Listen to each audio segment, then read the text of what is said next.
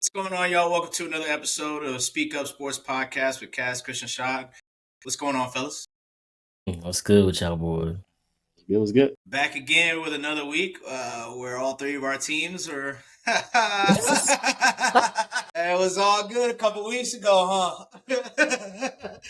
But nah, man. Obviously, a crazy week, crazy day in the NFL. Probably, one of our teams a little bit crazier than the others over the past couple days. But lots to get into. Obviously, we had another fantastic week in the NFL. Big upsets. Obviously, one in the last game that we just saw. Kansas City obviously went down on Sunday night and has put their season on life support.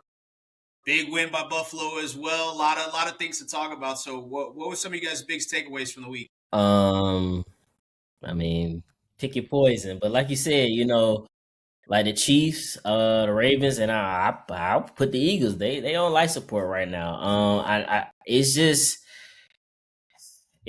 crazy because it's like it seems like this year all the I say like especially like the top quarterbacks you think of like the Josh Allen, Joe Burrow, Lamar, Patrick. They seem to be like struggling a little bit this season. And then even this week, just to see Kansas City going down and seeing the Ravens go down. I mean that's tough to see.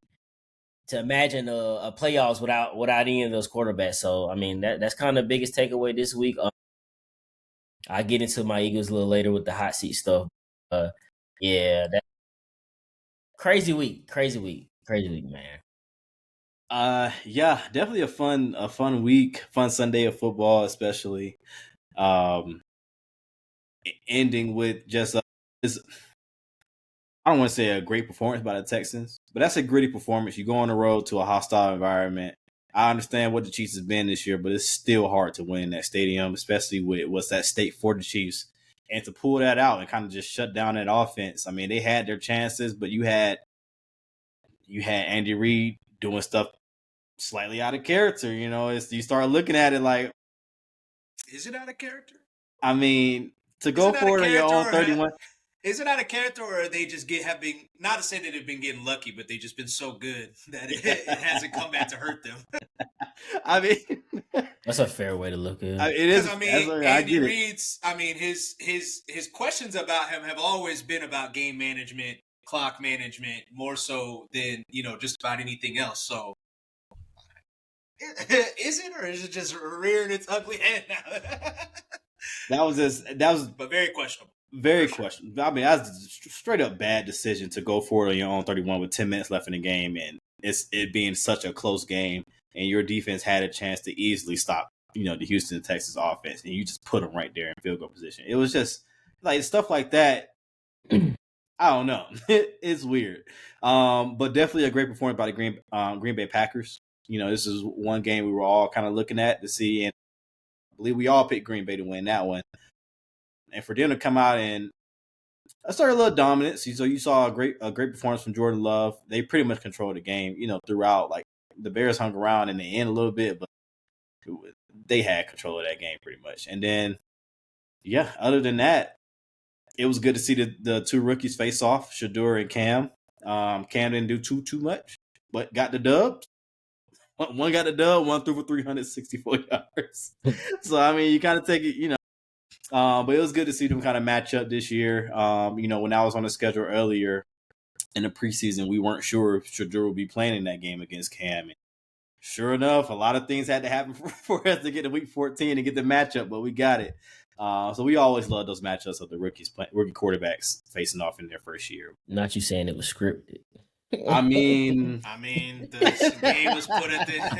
I mean, obviously the schedule comes out before we know where everybody's. Well, not before we know everybody. The schedule comes out pretty early. We didn't really know what Shedeur's off season was going to look like. So, but it does seem.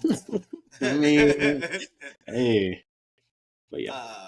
But I mean, also, great performance for Shedeur. Great. It's got to be a great feeling for him, just, all the things that people have said about him, whether you believe he's going to be good or not. I mean, putting up 300, having a 400-yard game, because, he also added yards on the ground, a 400-yard, 4-touchdown game in game 3 that you start in your career when everybody was saying that you don't really deserve to be on the field. It's definitely quite impressive. And I was saying in one of my other group chats, it's like, I don't think this is going to happen, of course, because I don't think they need to drag it out or anything. And I'm not even saying there's necessarily any type of conspiracy against him, but if Shador and the Sanders family wanted to go through with some type of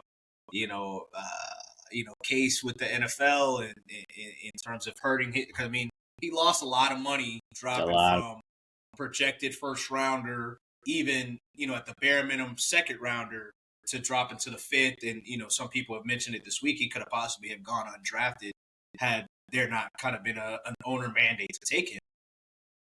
It's for him to come out and look the way that he has, it just makes a lot of things interesting. But sticking with the rookies, Tyler Shuck, what's up? Yeah, Tyler Shuck with a big time win. Obviously, the biggest win of his career thus far, getting a divisional win over the Tampa Bay Bucks, who are in a dogfight for the division at this point in time. Yeah. Beating them at home as well in another game where he's performed pretty well.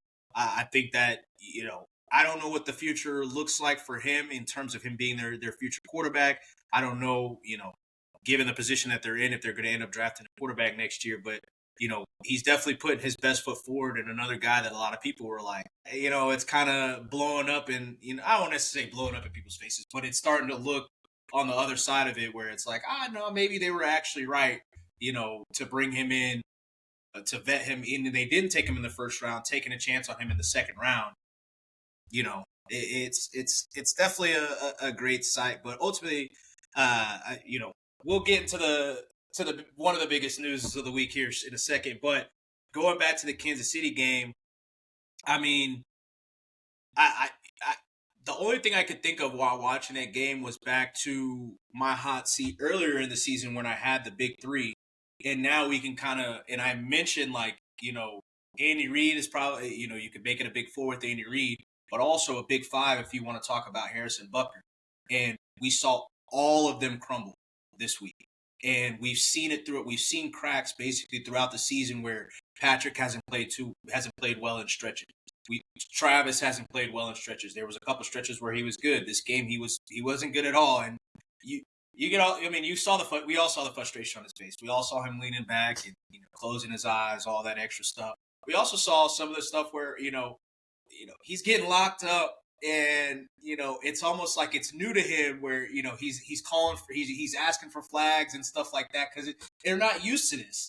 So that you got Harrison Butker missing kicks, you got the Andy Reid call or whatever the hell he had going on there, especially given the fact that Kansas City completely shut down Houston in the second half.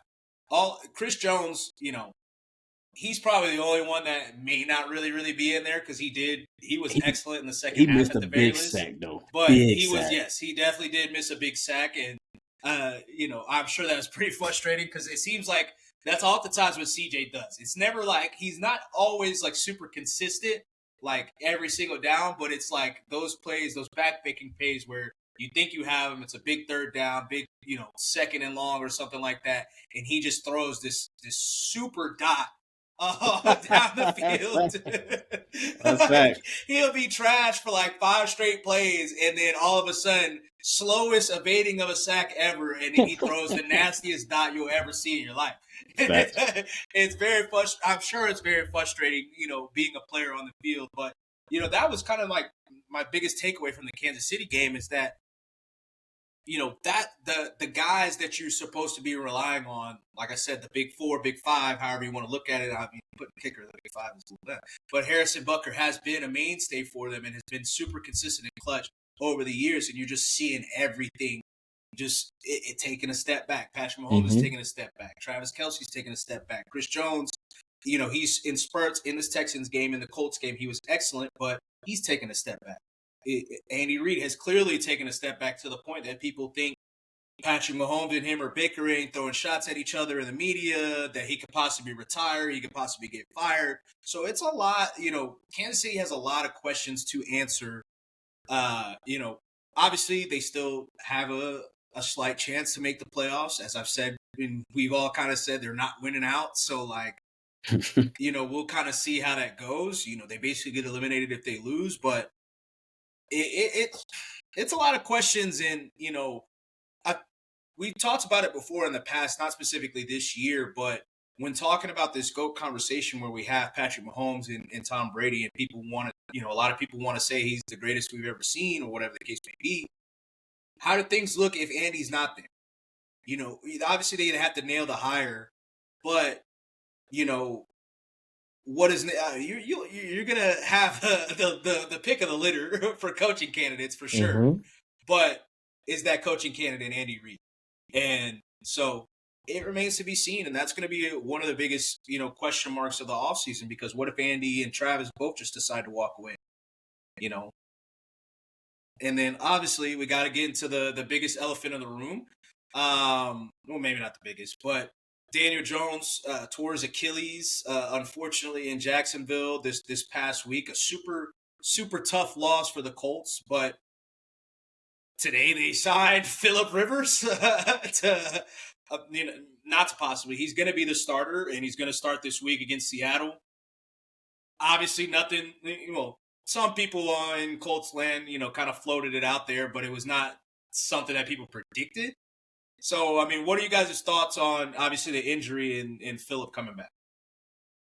I mean, obviously, it's just a super tough injury, especially for Daniel Jones. He was having a good season, and he earned his keep. He earned a contract this season. And you talking about Achilles injury that's going to obviously bleed into next season, and so that's a huge setback for him. You feel for that kind of stuff for those kind of players, because I mean, obviously, he don't do nothing to me. That he's so monotone. He just be chill. He don't cause no trouble. But I mean, as far as Phillip Rivers, that just tells me that they just really feel like this roster is ready to win right now. For you to, because I mean, like, you don't want to throw this. That's what it seemed like that's what they acted like. I mean, I don't see the reason to bring a Phillip Rivers in that hasn't played in 3-4 years. I'm not sure it was in 5 years. You talking about 5 years removed? It's not like a Aaron Rodgers where he's been here. He just was at different spots. He has not played. Yes, he could throw the ball, but he was already not just the mobilest person, if that is a word. And you got him back there 5 years removed from actually playing physical tackle football. Like, that's kind of insane. That's why I'm like, I don't necessarily. It has to be the roster in their eyes. And like, if we get somebody who's confident and competent to throw the ball and get the ball downfield, we can still make some noise. So that's how I look at it. But I mean, this Ferg ain't gonna tell you everything you need to see. if he make it out there alive, boy, I'm like, hey, look, hey, we'll see. And against a Seattle defense, if he come out there swinging, look, I'm gonna get into it. Go ahead, Cap. But yeah, I also start with Daniel Jones, man. It is very tough injury. You don't often see him be as animated as he was after injury. Yeah, that was sad to see. That was sad to see, like him slamming his helmet down as much as he did. It's like, this is a guy that had the neck injuries towards ACL. Obviously fractured, a bone in your fibula or whatever this year, and a lot has been made about if he should have been playing or not. That's been a big topic there. And is he overcompensating too much? Did that lead to the Achilles?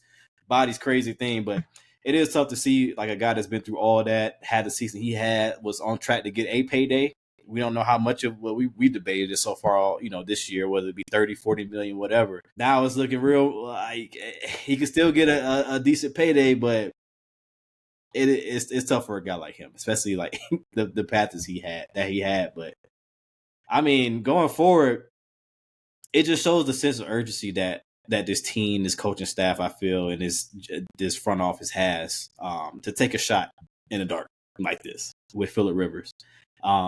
We'll see, what kind of comes from it. But like you said, Shad, they didn't bring him in just to sign him to the practice squad. They didn't do all this, so he's going to play. These next couple of days, we'll hear more. I will be tapped in.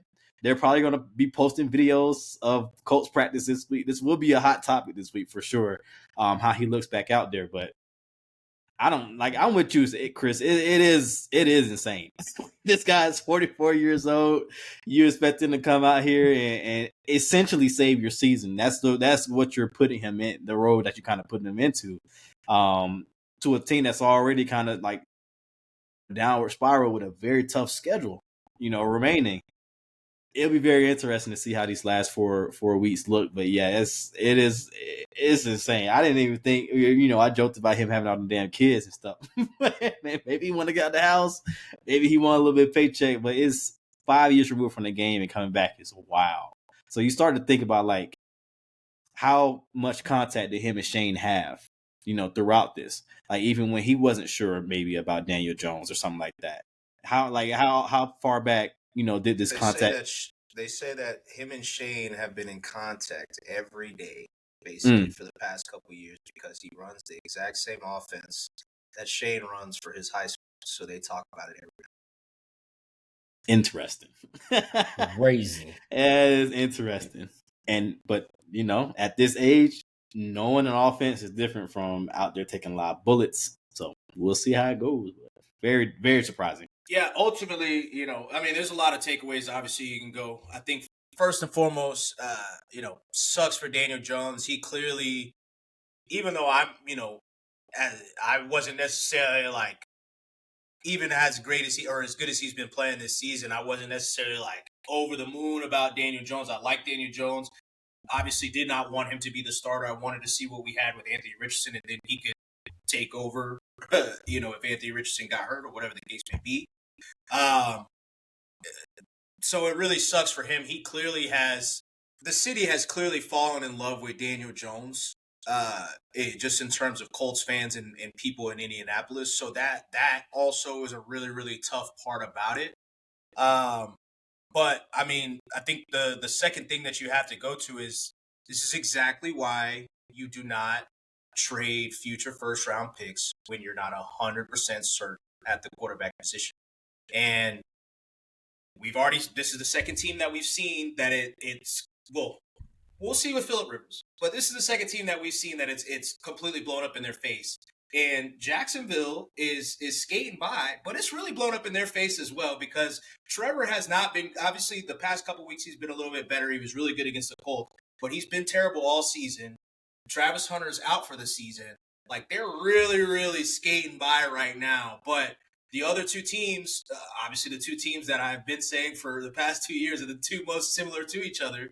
It's looking like, well, one, it's blown up in their face. The other, it's very much likely going to blow up their face unless Phillip Rivers becomes Tom Brady. But, understandable, like that the Colts were in a position where you have the number one offense in the league. You're the number one team in the league. So it's in season, so it looks a little different.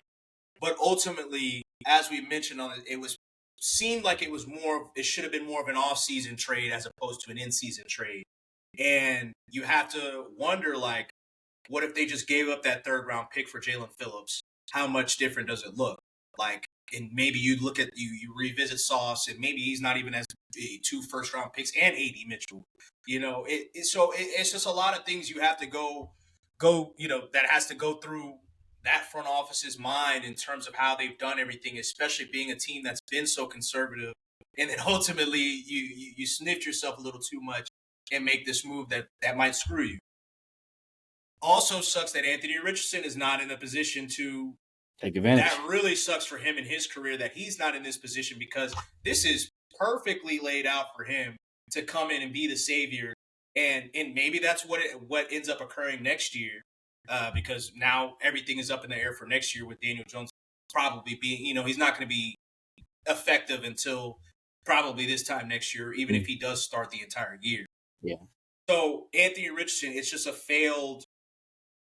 Everything for you in Indianapolis has just failed. It's like when you need that when people say they need like a fresh start, like that is like the epitome of just a fresh start. Like when everything is going wrong to the point of your quarterback gets hurt, you have a shoe-in position to be the savior for this Indianapolis team, and you're hurt because you can't because you got hurt due to some fucking bands. Like pregame. Well, honestly, I don't think it was bands. I think it was more so like he had the bands attached to like a metal or something. The metal broke off, but still, ultimately it sucks for him. And then Phillip Rivers, it's fun. You don't. It's a story for It's sure. it's a story. You don't know what you're gonna get. I don't think that there's a lot of people that are obviously it's crazy, and we all think it's crazy. It's for sure crazy. There's a lot of people that are I think that are overdoing it a little bit in terms of like I don't think Trevor Siemian, I'm sorry, is just not gonna be better than Phillip Rivers at this point. I'm sorry. Like I'm not saying Phillip Rivers is gonna be good, but I know Trevor Siemian is not gonna be good. I don't know who else is on the free agent market. That's just a name, but Desmond Ridder, he's not gonna be good. I'm sorry. Like it's not gonna happen.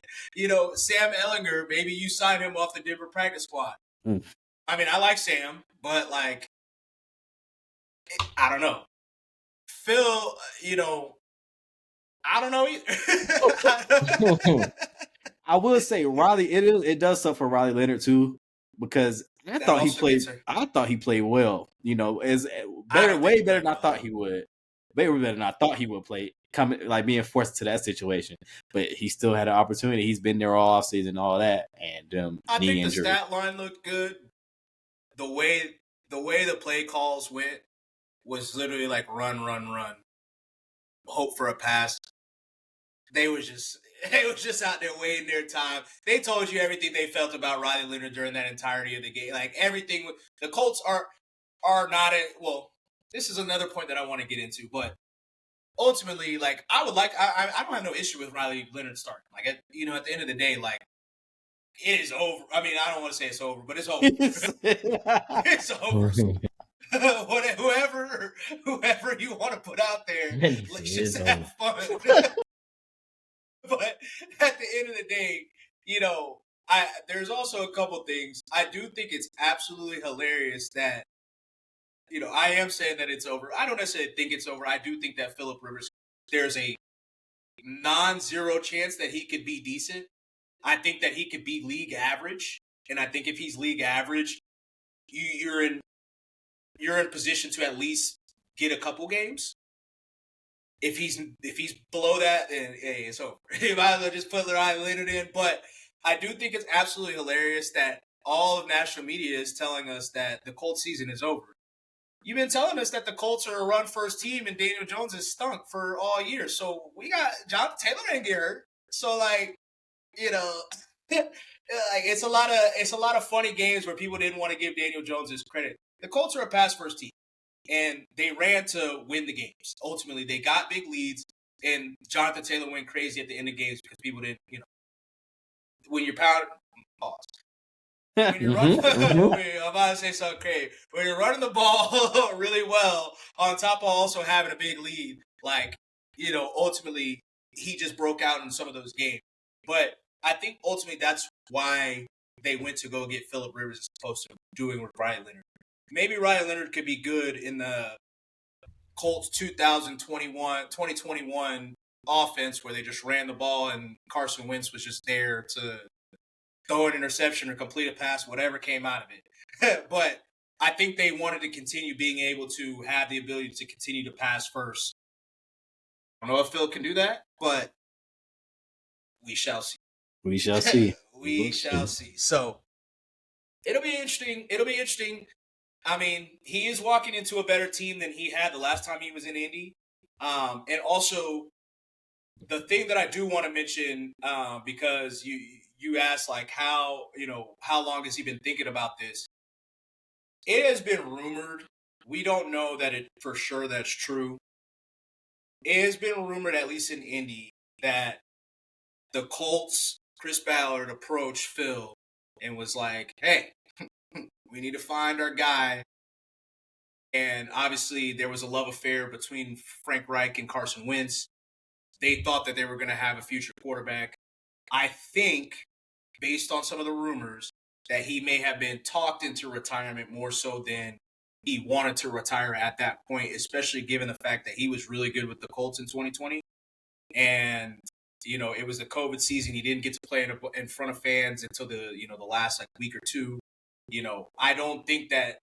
I think part of the reason that he's flirted with coming back because we read that or I don't know if you guys have seen it, but The Colts talked to him back in 2021 when Carson got COVID, and they thought he might be out for a while. It's funny how a non-vaccinated person came back in like 3 days, but hey, funny things happen in the NFL where you need a win. It was rumored that Kyle Shanahan reached out to him in 2023 as well to possibly join the 49ers. So this is something that he's been like thinking about for some time. It's not something that that's why I say bringing a little bit of light to that rumor, because if you've been talking about it for 5 years, I just don't think that he went out the way that he wanted. So maybe I don't think that he'll have an issue taking a hit. I think that's the biggest thing that everybody's afraid of. I think this is a whole different NFL. Just the same way Tom Brady was playing until like 45. He probably like, hey, these niggas ain't hitting like they used to. So shit, I'll be sore, but shit, I'll take it, you know. And then ultimately, like, it, you know, may help his, if he gets close to the playoffs, I mean, it'll definitely help his Hall of Fame bid. That's true. So It is definitely true. But very, very interesting things in Colts land. There's a very fine line between conviction and desperation. I'm not so sure we're on the conviction side, so we shall see. He said it's over. But we shall see. With that being said, that gives us a great segue into the hot seat, because that's a team that should probably be on the hot seat, but they're not going to be on mine this week. Who you guys got? Who you had last week, and who you got this week, and why? Yeah, man, it's time to unleash, bro. So last week I had my team on there, specifically Jalen Hurts and Jalen Carter. So Jalen Carter didn't play. Obviously, he had to have two procedure on his shoulder, so they expect him back in a week, 2 weeks, or whatever it can be. But Jalen Hurts, my boy, you could not have played a worse game last night. I mean, it was turnover after turnover, and like I said last week, man, it's no more excuses, man. I get it. You could, people want to blame offensive coordinator. That's what they've been doing all year. I mean, he has a hand into the offense in general, but this last game, last night, that was completely on you, Jalen. And it was probably the worst I ever felt about my team ever, because it was like, it was terrible plays, then it was good plays, then sandwiching between terrible plays, then silly plays, and sandwiching between good plays. It was just back and forth. It was like, I don't know what the fuck were you doing. And I just kept looking. I'm like, bro, what are you thinking? Like, what? And then it was all but fitting. You drive all the way down the field in overtime, play after play. Get to the, what was it, like the 15-yard line. It was first down too. It was first down. I mean, it was a good play by the DB. I give DB credit. It was a good play by the DB, being able to come back off his own. You know, for the rest of the year, he's obviously on the hot seat, so it is what it is. I'm just gonna pray that, you know, we got some soft games, but then again, you never know with these motherfuckers. So we'll see. This week, I got Dan Quinn, Adam Peters on the hot seat. So we just saw the Commanders play. But matter of fact, let's rewind. Their starting franchise quarterback dislocated his elbow. Okay. In a game that he should not have been playing in. That's one thing. You find out the injury is not as bad as it seemed, but your season is over. You decide to bring him back in a meaningless game, and I mean, it had, I guess you could say, it kind of had some meaning, because technically they wasn't out of it yet, or whatever the case may be. They wasn't an official limit, but you was fucking eliminated. You was not making the fucking playoffs. You put your quarterback back in this situation where you have one of the oldest rosters in the league. Both sides of the ball have not been playing well, and he throws a pick and then gets injured because somebody pushes him down. He had to brace for impact. Obviously, it didn't do any more structural damage, but that injury is clearly still there. Why is he playing? If this is your franchise, if this is who you wanted to carry your team all the way through, or wherever you're trying to get to, like, you need to protect him. At this point, you have to fix the roster. Fix the roster ain't gonna help you if your fucking quarterback can't fucking play. If your quarterback can't play, if your quarterback's injured, that shit ain't gonna help. Like, somebody needs to talk to somebody. I don't know who the fuck it is. Dan Quinn, Adam Peters. Like, if this is your franchise quarterback, you cannot put him in harm's way like that. And right now, your roster is not good enough to compete, and you're just throwing him out there, waiting for injury to happen. So I got them on a hot seat. I'm interested to see if they're going to play him the rest of the year. Dan Quinn makes it seem like he don't give a fuck. He's going to do it.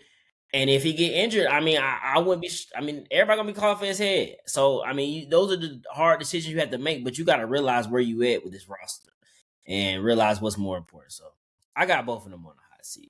It's tough because when you look at it, it's like, why? What's the reasoning behind wanting to play him? Is it because, like Shai said in our group, more to see? There's more you need to see. From this quarterback, from this offense. Is there pressure to show something? You saw on Hard Knocks, which I'm hoping they show a little bit tonight. When we watch about what happened in this game, at least behind the scenes. But you saw on Hard Knocks like how happy Dan Quinn was that his team fought, like how happy he was that fought the week before when they lost to Denver in that close game, and it's like almost emotional how happy he got. So it's like, well, why is that? Like, is there pressure to perform? What's going on? Because this is a lost season. Even before that Denver game is a lost season. So it is tough. I definitely think there's. I don't know if it's pressure to perform in terms of somebody's getting fired, but you're about to open up a new stadium. You're coming off of the NFC Championship appearance. You got a lot of older guys on the team as well that you probably sold a dream. That's a good point. Miller, Bobby Wagner. I think ultimately the biggest thing is that, from the fan perspective, obviously it is definitely the smartest thing to not put him out there. But, there's always the player side of it where it's only week 14, 15, like we calling the season. I mean, we should, but we should, but we call it. How do you sell that to a locker room is probably the bigger thing. But at the end of the day, like, shouldn't be in the locker room next year. So That's facts. So, and I'm with you on the Philly on the Philly talk. That Jalen Hurts game, we didn't talk about it too much, honestly, in the beginning of the podcast. But like, that was one of the worst games I've seen him play. A lot of people are still, talking about obviously the OC, and he has a lot that he needs to work on. I see people talking about AJ Brown, all this stuff, the drops or whatever. Jalen Hurts made some very questionable decisions in that game. He wasn't seeing the field well. It's going to be interesting to see how he is the rest of the season, like you said. I don't have him on my hot seat this week, though. Last week I had Jacksonville Jaguars, Trevor Lawrence. Trevor Lawrence did have a good game against the Colts. Kind of mentioned that a little earlier. But Jacksonville, more importantly, got a very important win over Indianapolis Colts at home. You start to see how it's been, what they say, a decade since the Colts have won. In Jacksonville, you start to see stuff like that, and it's like, dang, that just seems crazy. Because it's not like Jacksonville has been this juggernaut for the last decade. So it's crazy that you have that kind of stat going on, but definitely a big win for Jacksonville. But you see the stuff that happens. The nigga tears Achilles. You got crazy shit. You got Carson Wentz selling to the devil. Carson Wentz, I don't know what the fuck he had going on. He got phantom offensive pass interference call. Shit, a nigga got pushed down. Pushed down on a touchdown in Jacksonville. Then shoved him to the ground, but no offense. Hey, it just the house of horse. Crazy shit happens there. But big game, take control of the division. And also, with Houston, of course, getting that big dub, it should be a very interesting battle these last 4 weeks in AFC South. But this week, I'm sticking in the South, but I gotta go with the NFC South and gotta look at the Tampa Bay Buccaneers. Quarterback injuries have been a thing this year, just like they were a thing last year, and some quarterbacks are playing through injuries. We saw it obviously last night with Justin Herbert. We just talked about it with Jaden Daniels. You got Baker Mayfield playing through his shoulder injury. And it's a situation where you're in the top of your division. So you definitely want to stick it out for your team. You know what's at stake pretty much. So you are going to push yourself. But there's a certain level, there's a certain standard that you have to meet. If you're going to be out there. And you have to be productive. 14 for 30 for 122 yards against the Saints at home. It's just not how you want to run things. This is a terrible loss for them. Like Shai mentioned earlier, they're in a dogfight for the division with the Carolina Panthers, who were off this past week. But you are facing the Atlanta Falcons this Thursday night, primetime game. on Prime Video. You got to get your offense going, man. You got Bucky Irvin back. You know, he had 15 touches. He had a score in his last game, you know, off a screen pass. So he looked like he's getting some bursts back, you know, getting more comfortable. But Emeka Egbuka, 9 targets, 2 catches. I mean, Godwin's back. That's cool. You might get Mike Evans back, but you have to get this stuff rolling. Like, everybody coming back off these injuries, you have to show it. You have to win this division at this point. If you're Todd Bowles, you can't point to injuries as the reason you don't win this division, this terrible division this year. Like, it's not like you got this juggernaut 10 win, 11 win team, and you're just like, yeah, we were injured this year. Like, you have the opportunity to win this. You still have your quarterback out there, you know, and most of your defensive players are out. I know Kansas been out the whole season, but a lot of your guys are still out there. You know, you have more guys this season than you did last year on your defense, healthy. You got to show up this Thursday night, you know, against the Falcons. I know the Falcons are reeling, but you can't take this shit lightly either. You know, you're at home again. Carolina's, they're on your ass. I know you got 2 games against them, so a lot's to be figured out with this division, but Tampa Bay can't afford bad losses like this. And I understand the Saints played well. You know, Tyler Shuck had his, you know, he was balling. Devin Neal, he's been balling the last few weeks for the Saints. New running back ever since, you know, obviously Alvin Kamara been injured. But this Tampa Bay team, Tampa Bay defense, Tampa Bay offense, especially Baker Mayfield, got to play better. So I'm looking at them very closely on if they want to grab this division or not, and they'll start this Thursday. I fuck with it. Yeah, they're definitely reeling a little bit, and you know, went from a MVP and 1 seed to, you know, fighting, I guess, with Carolina. And vibes are good on one side, and vibes aren't too great on the other. So we shall see how that ends. But last week on my hot seat, I had Jared Goff and Sam Darnold. Both obviously had good wins. Sam came alive in the second half, or the team came alive in the second half to get a blowout here in Atlanta. And then Detroit, obviously, the first game of the week that we saw was, you know, Detroit going against the red hot Dallas Cowboys, and you know, they kind of did whatever they wanted, and then blew it open in the end. So got to keep it going for both of them. Sam Darnold especially this week. Obviously the Colts are reeling, but this is that's also a prideful team, and it's a Hall of Fame quarterback or Hall of Fame level quarterback that you're going to be seeing on the other side. And regardless of what the spread might be, that team is going to be as desperate as possible to win. And you haven't beat a decent team basically all year. So damn, that shit 13.5 point spread. I think that's pre-Phil Rivers, but I don't think it's going to change much anyway. Nah, that's crazy. That's crazy. Hey, 13.5. A 13.5 against that team. I'm just saying, it's got the writing on the wall for a big time upset. I'm just I was saying. about to say that. They about to lose. 13.5. It screams upset. 13.5. Everybody's laughing at this team that, you know, they get league average quarterback play. It is going to be if they get league average quarterback play in this game against Seattle, they're going to win. I put that on. I'll lay that on right here. If they get league average quarterback play from Phil Rivers, they will win that game. So Sam Darnold, you need to be on your P's and Q's, even if the Colts don't have no cornerbacks. But for my hot seat this week, I'm excited to see what happens with you, my boy, Sean McDermott. Last time when you played this team that you're about to see, I had the quarterback on the opposite side on my hot seat. This time, I'm having the coach because the teams that I haven't talked about, or we haven't talked about a lot. We didn't talk about the Ravens. Didn't talk about the Ravens for good reason, because John Harbaugh, get the fuck out of here, buddy. It's time. It's time. I'm sorry.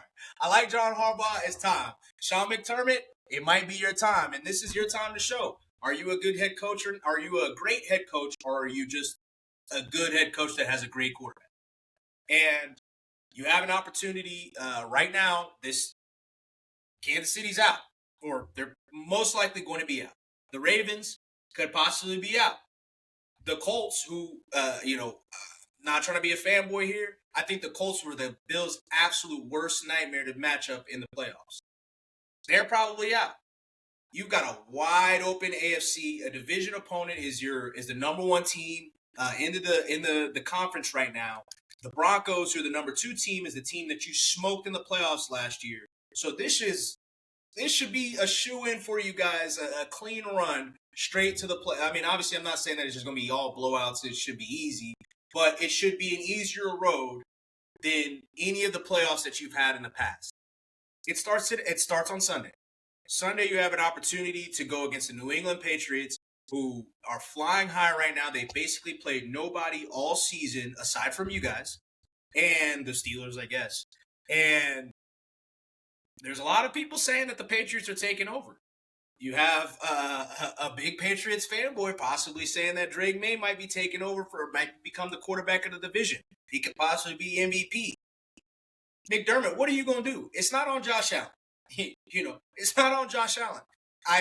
I'm sure the 2 other guys on this screen agree. I'm sure the whole world agrees. If the Bills don't win the Super Bowl, it's not going to be because of Josh Allen. It's going to be because of that defense, which currently the defense is the 6th best defense out of the 7 teams that'll be in the playoffs currently in the AFC, which the worst being the Steelers defense. I'm just saying the writing is on the road is paved, excuse me, perfectly for you. You got 2 lanes. It's either you guys go to the Super Bowl or you're out. And this is your time. I'm just being real. I'm just being real. So it's time to decide, what your legacy is going to be with Buffalo. Is it going to be what everybody's been talking about? Once a quarterback and a head coach have been together for 7 years or whatever, if they haven't made the Super Bowl, they'll never win one. Is that going to be you? Are you going to be the poster child of that? You're already the poster child of a team that can't beat a team that they've seen 5 times or however many times they've played the Kansas City Chiefs. That's a record on the wrong side of it. So this is your time. Like, it starts this week against the New England Patriots. Next week, because if you look, and this is I'm adding this guy on a very, very, very small scale on the hot seat as well. Shedeur Sanders, because Buffalo got to see the Browns next week. The Browns are going to be a prime upset candidate for Buffalo because of how they match up defensively, especially if Buffalo loses against New England this week. So I'm only saying Shedeur just because obviously he's going to be the starter for the rest of the season. He's got 2 games against the Bears and the Bills over the next 2 weeks. That defense, at the very least, matches up very well against both teams. Eyes are going to be on you, buddy. But back to Sean McDermott, eyes are going to be on you. Eyes are going to be on you. If you get outcoached by Mike Vrabel, you're going to be – I'm just going to put that out there right now. You're going to be in a dogfight with the Browns next week. Regardless if they win or not, it's not going to be one of them blowouts. The writing is on the wall. That is just the way they play defense is exactly the way that the Bills typically struggle against. I'm just saying, Sean McDermott, you got to show us. You got to show the world, and it has to start this week against New England. Got to get a big dub, and we'll see what everybody picks here in our weekly picks shortly. But Sean McDermott, you're on the hot seat, and Shedeur, you're slightly on the hot seat just because of the matchups that you'll have. And there'll be obviously eyes on you and Caleb. And then if you get that dub, definitely going to be eyes on you and Josh Allen, depending on how this game goes. So Sean McDermott, and to a small scale, Shedeur Sanders, you guys are on the hot seat this week. We'll see what you guys do. Hey, man, Super Bowl or bust, McDermott. Get right. I mean, ultimately, that's I'm not trying to be though. funny. Like, but that's fair. Like, the AFC this year isn't as, like I mentioned earlier, like all the top dog that you think of, good chance that most of them ain't in there. So it's like, it's a good chance Sean McDermott, the Chiefs are the reason Sean McDermott still has a job today. And the fact that they're not in the way anymore. That's true. Hey, you can't fuck this up. It can't be a Super Bowl loss either. So we're just gonna put that out there. It can't be a Super Bowl loss. Boy, that pressure is heavy. The pressure is there. Right, the pressure is there, and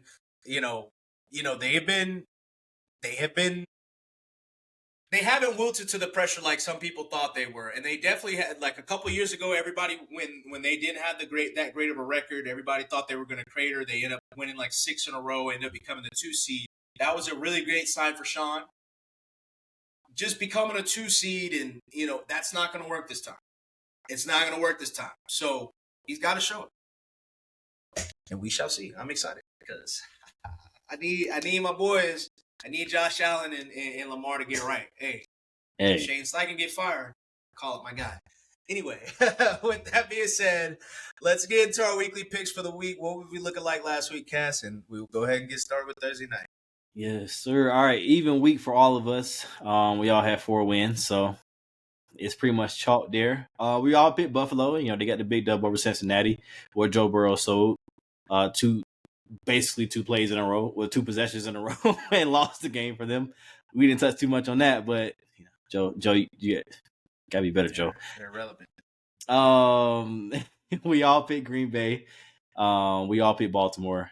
Of course, like Shai said, we didn't talk too much about that Baltimore game, but I said last week that you fuck around and lose this game, it's gonna be trouble, and I'm in agreement with Shai. John Harbaugh, you gotta go, buddy. It ain't it. Talk about some calls that have screwed you, because that was obviously a touchdown. And yeah, for sure. I didn't want to get into the interception with Aaron Rodgers. If you want to call that not an interception, cool. That was clearly a touchdown. Do better NFL reps. What we differed was I picked Dallas, y'all picked Detroit, so y'all got that one over me. I picked Kansas City, and of course Chris picked Philly when we both picked the Chargers. So I'll end up with 4 on the season. I'm at 43. Chris, you're at 47. Shai, you're at 46. Still close. One more guy that really needs to be on hot seats, and I saw a tweet about this that I think is perfect. Xavier Worthy should go give Keon Coleman some type of steak dinner or something, because Keon Coleman is getting all the flack that Xavier Worthy probably should. And so the best thing that happened to Xavier Worthy was Keon Coleman getting drafted drafted after him. Getting traded and drafted, I guess technically traded for and drafted after him. Because that Chiefs receiving room. Why don't y'all give Tyquan Thornton some burn? Y'all probably would have had 1 more games by now, but hey. Man, they been sticking him on kick return now. That's it, pretty much. I don't know what's going on. There. First game of the week that almost got X'd out just because we have so many good games this week. We got the Falcons going to Tampa to visit the Tampa Bay Bucks on Thursday night. We got a classic last year with Kirk Cousins throwing for damn near 500 yards on Thursday night, which was in Atlanta. So who you guys got this week and why? I mean, it's a divisional game, so I mean, all division games they play close. I'm gonna rock with Tampa Bay at this one. I mean, they obviously need it, but I mean, at the same time, like we all seen this past week, I mean, their offense has been playing. It did not play good, and the Falcons' defense actually plays very well. They kept them in the game for the first half of the Seahawks, and then just after that kick return, it just all hell broke loose from that point. Because your coach is a loser. But I'm gonna rock with Tampa Bay on this one. Like I said, they need it. The Panthers, they right there on them, so they need to get this dub. So I'm gonna roll with them. Got to go with Tampa Bay. I mean, Raheem Morris. I said what I had to say about him a few weeks ago when I had him on the hot seat. When I thought he was getting fired, it's actually a very good possibility that if he were to get fired in season, at this point, it's not going to happen. But Falcons fans, Raheem's going to be your coach next year. It's going to happen. Raheem. Raheem's a loser, man. Comments after the last game saying, "Oh, that kick return that you just mentioned, Chris. Oh, that's the reason. That's the reason everything snowfall. That's the reason the game got out of hand, bro. They went up 7 points. If that kick return made it 13-6, you still had a chance, and you just. What do you mean? What do you mean? That's the reason the game got out of hand. Deflating. Like, come on. That's on you to fix. What do you do? What do you do? What do you do, Chris? Anyway, pick a temp. Indy or Miami, they fire their head coaches because it's gonna be y'all saving grace. I mean, something needs to change. But like I said though, I did say this a few weeks ago. I wouldn't be shocked if Raheem is still there. I want Terry to go, and whoever, he's gone. Yeah, I want Terry to go, and whoever comes in at GM, y'all pick. Y'all want to keep Raheem. Don't. But like I said, Mike's best chance is for Raheem to be there next year. So whatever. I got Tampa Bay here at home though. Huge game for them. Like I said, I put them on the hot seat this week. I'm expecting them to win this game, not to have any worries about it. As long as they heat up Kirk Cousins on defense, I say that because it's different from last year. He threw for 500, but you won't have Drake London this week more likely than not. if you're Atlanta, and this receiving room is a corpse. Like you're playing guys, you're playing practice squad players out there. Todd Bowles' defense better not get ate up again by Kirk Cousins in this game. But I'm expecting to heat him up and create some turnovers, and I think it'll be easy win for Tampa Bay. Yeah, I'm also going with Tampa in this one. I think the Falcons keep it close early, and Tampa finally gets right after a shaky start to the game. But it'll be interesting. They better get right because, maybe we'll start talking about Todd Bowles on the hot seat. We shall see. But get into the next game and one of the biggest games of the week. Obviously, Buffalo going to visit New England. Rematch, obviously, in division play where the Patriots got the win earlier this season when I had Drake May on the hot seat. We'll see if the Sean McDermott and the Buffalo Bills get a win this week. Who you guys got this week and why? Yeah, this is going to be an interesting game. Like you said, coming in the season, obviously everybody assumed Buffalo was supposed to be, the big bad boys in that division. But I mean, quietly but surely, New England has been reeling off all these wins. I'm gonna roll with New England on this one. I just think that I just don't like the Bills defense. They're gonna give up so many points. I mean, not like a whole bunch of points, but they just don't perform when they need to perform in the biggest moments. They perform on normal games, but this is a big game for them, and they for whatever reason don't always step up to the plate. So I'm gonna roll with New England with this one. A very tough one. Division game, like you said. I'm gonna go with Buffalo in this one though.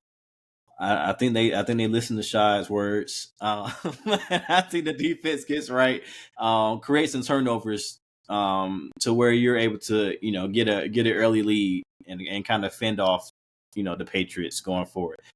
It'll be interesting to see how the Patriots play off of this bye week. It's always interesting to see how young quarterbacks come in the big game and not the middle of the season, but especially with playoff seeding. Those kind of stakes at online. So I got Buffalo, but I'm not super confident. I'll say that. But yeah, I'm also rocking with Buffalo in this one. I think a part of me feels like the Patriots win against Buffalo is slightly overblown as some game where they were just excellent the entire. Like they don't get me wrong, Stephon Diggs was really good. Obviously, Drake May made plays when, especially that last drive when they needed it, but they still only won on a game-winning field goal. And when Buffalo needed points, they got them. So, not to discredit them at all because I'm not trying to discredit the Patriots by saying that, but I'm gonna rock with Buffalo. I think that Buffalo, steps up to the occasion. I think that Josh understands, his situation right now because as much as I'm talking about Sean McDermott, obviously the mainstream media is going to talk about Josh Allen more than they're going to talk about all the pieces around him. So I think that he needs to win just as much as Sean does, and I think that he has a really good game. So I'm going with the Patriots. I'm going with Buffalo in this one, and we'll see what the conversation is after the week. Getting into the next game, we got Green Bay coming off of a big time win in the last seconds, going against Denver, which they had a win. They had an easy win. So, who you guys got this week and why? This is probably the one game I'm most interested to see because Denver has an excellent defense. But so does Green Bay. I think this is going to be a defensive game. I think this game is going to be about who's going to be able to protect the ball better.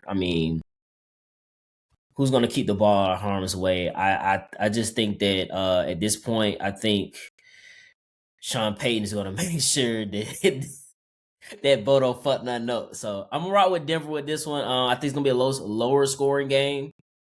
And I just think that Bo does a great job of protecting the ball, and they're gonna try to get that ground game going. And I think that he'll make a couple of plays.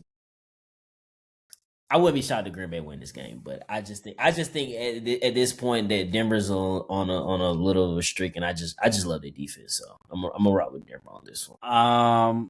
I'm going. It's a tough one because they're here in Denver on the road, but I'm gonna go with Green Bay in this one. Kind of what you said about Denver's defense is kind of how I feel about the Packers defense.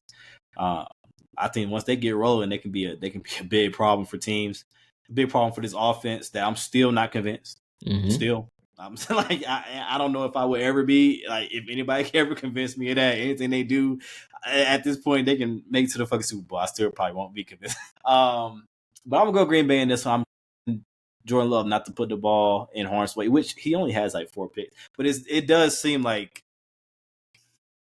People just remember the pick against the 49ers. You know what I mean? That's literally all it ever is. Like, they just remember the pick in the playoffs against the 49ers. That pick against the Browns early this season just sticks in my brain. That pick that nigga from the Panthers dropped in the middle of the end zone just dropped. That was bad too. But you're right. It be moments. It be like moments.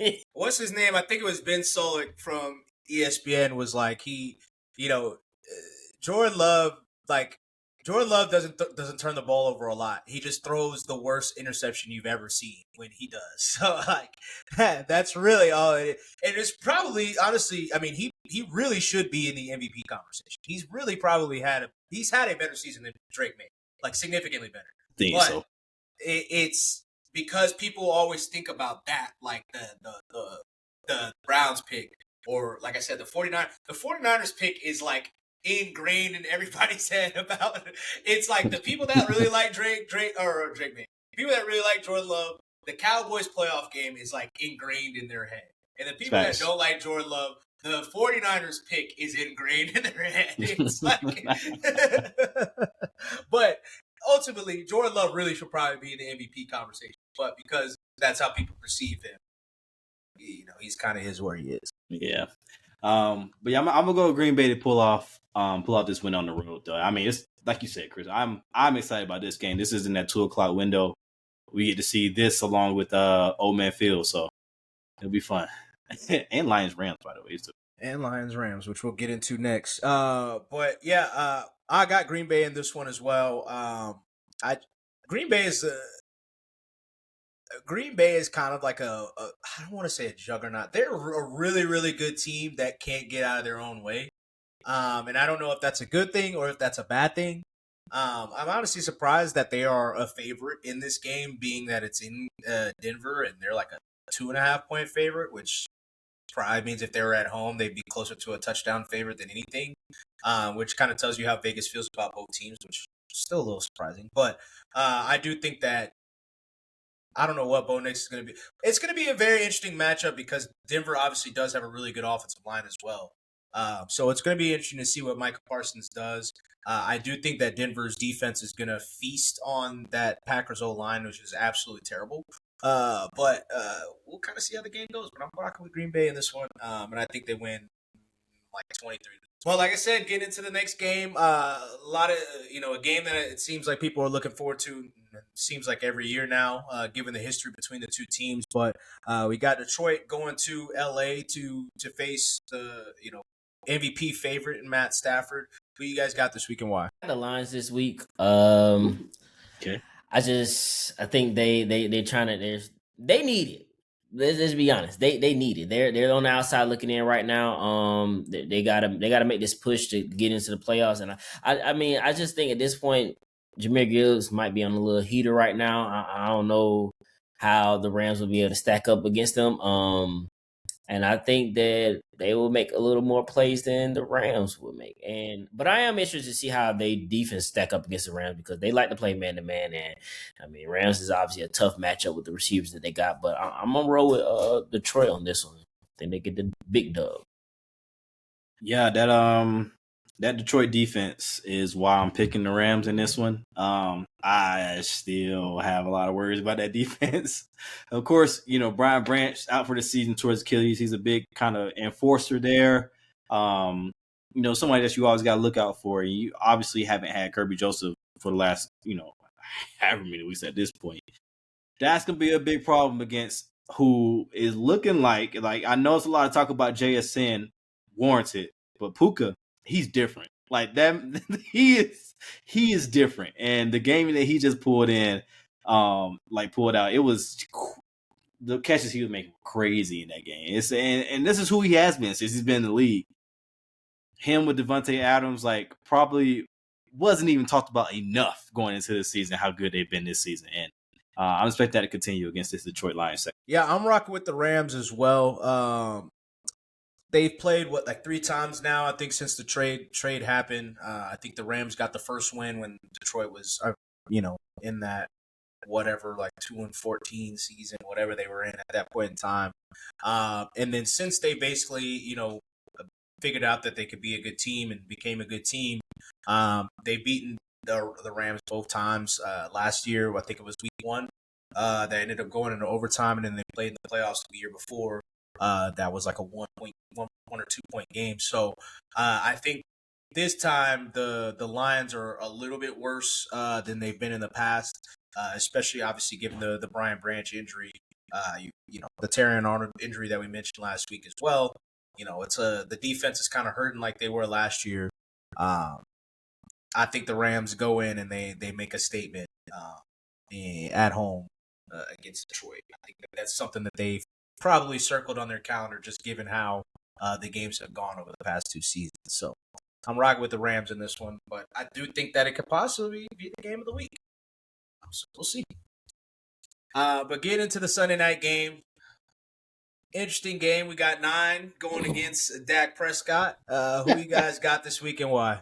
Boy, that boy 9 went crazy last week. Nah, but I'm gonna rock with the Cowboys on this one. I understand their defense is hit or miss at times, but I just can't believe in that Vikings offense right now. They played against a Commanders team that just not just reeling at this point, injuries, and they just all over the place. They got a good defense. I think they will be able to get after Dak here and there, but I think they'll make enough plays to win the game. I'm not sure, is CD playing? No, he's not playing. I mean, only reason because I was thinking, it was Thursday, so he has extra time. Yeah, that's what they were saying, like right after that game. But I don't know if we've seen anybody this season yet play the week after they got a concussion. That's also true. But I just thought maybe, and I mean, his did look pretty bad. He was pretty bad. And he had that posturing. Yeah. He had that. Yeah. So he might not play. I might actually switch that up to go with 9. But I'm rock with Dallas on this. I'll rock with Dallas on this one. Nah, I'm with you though. Biggs back. Yeah. Never mind. I'm definitely rocking with Dallas. He throwing. That CD being out is going to be huge against this defense. And that has been playing well. Of course, we'll see if George Pickens can kind of bounce back from the little weekend of turmoil, I guess really just a Friday of turmoil that he faced this past week. I'm gonna go with Minnesota in this one. I think this ends up being one of the closer games of the weekend.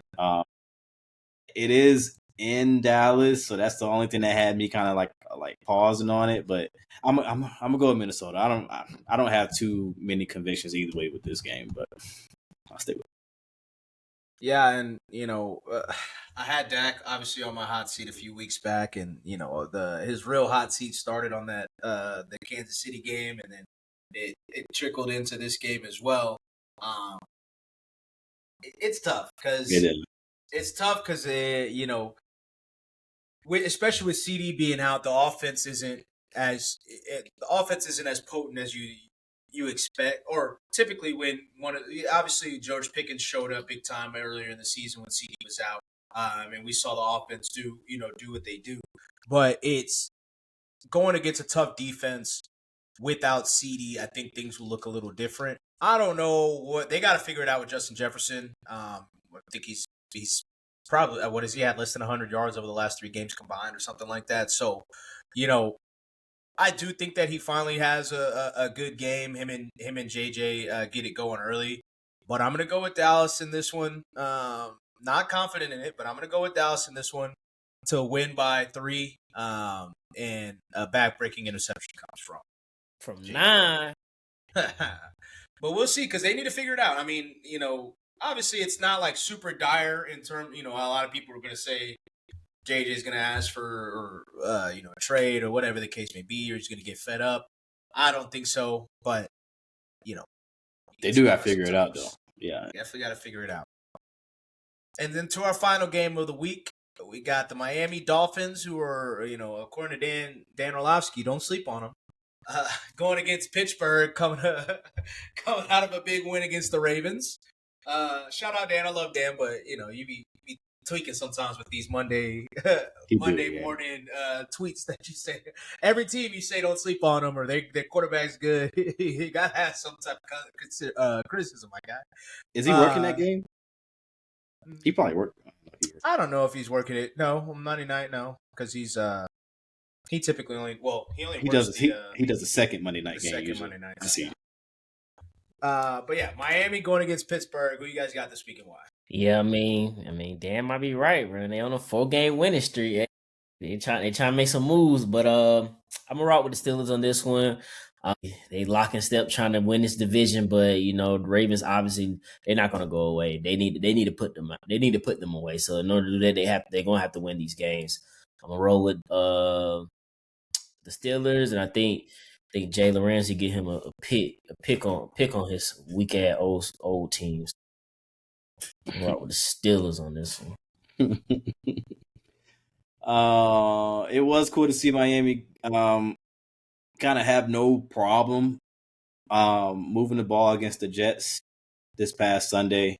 Of course, Devon Achane did get nicked up a little bit, but they say he should be fine for this Monday night game. We'll see, but I'm still going with Pittsburgh on this one. They got the Jets on the road. They whooped them up pretty bad, but I still don't trust this team away from home in December. I still can't, so. And even you still saw quotes pop up from Mike McDaniel saying, we're not playing the weather, we're playing the Jets or whatever. We're not playing the weather, we're playing the Steelers. Still a talking point for good reason. I got Pittsburgh. Definitely still a talking point, but I think the larger overall point is that, they struggle playing against good teams, and, they're typically playing better teams towards the end of the season where the weather is also, a little bit colder. I'm going to go with Miami in this one. The Steelers got their big win last week. Boy, trying to get the Ravens in there, man. Oh, no, he will Harbaugh and go. He can get he need to go. And I like John Harbaugh. I don't want to get it twisted, but it's time. It's time. It's time for something. It's time. Hey, Shane Steichen get fired. Call it my guy. Anyway, but yeah, I'm gonna ride with Miami in this one. That running game is crazy right now. Pittsburgh, like I said, just got their big win against the Ravens. In an ugly win, which, like I said, with the refs, the penalty that they had against that allowed them to score a touchdown after kicking a field goal. There's a little the interception with Aaron Rodgers, whether it was an interception or not. It was a little and then ultimately the touchdown at the end as well. It was one of those ugly Steeler wins that they typically get when they need them, and I feel like they always have a letdown right after. So I'm going with Miami in this one. I told you guys earlier this year when I was talking about I think I was talking about Buffalo, or I can't remember what team I was specifically talking about, but I said Miami's a division winner. Look, they're not just this ass team. So maybe they prove us wrong and then they sneak back into the playoff race. They're on the cusp right now, but this would be a huge win and go a long way if so. And they can play spoiler for New England as well because they got them at the last week of the season. We shall see. But that gives us a wrap for the picks this week. It's going to be a very interesting week in the NFL. Obviously, the games that we've spoken about. We talked about Phillip Rivers. We'll see what happens there. We'll see what happens with the Ravens and Bengals, which was a game that we didn't have in there. And we obviously got a good one on Thanksgiving. It's a lot of big-time games going on this week, especially considering, how many teams are viable at this point. So I'm excited to kind of see where things are. I actually think the Cardinals, they probably should be on some hot seats here. And they've kind of gone down a little bit, but I do think that their game against Houston could be pretty interesting as well. So I mean, Panthers Saints too. Panthers Saints is going to be a fun one. It might be a fun one. It's one of those games where either team could get blown out it could be a close game. You just don't know what the fuck gonna happen in that game. Like either team can get waxed. Either team, they could both have a dog fight, a really good game. Both quarterbacks could have an excellent game. Both quarterbacks could look like us out there. Like it's great. So I don't know. That does make for a very interesting one. But we'll get kicked off with the Falcons on Thursday. We'll see where it goes from there. Yes. We shall see. But that gives us a wrap for another episode of the Speak Up Sports Podcast. We'll see what craziness we get into next week, and we will catch you then. Yes, sir.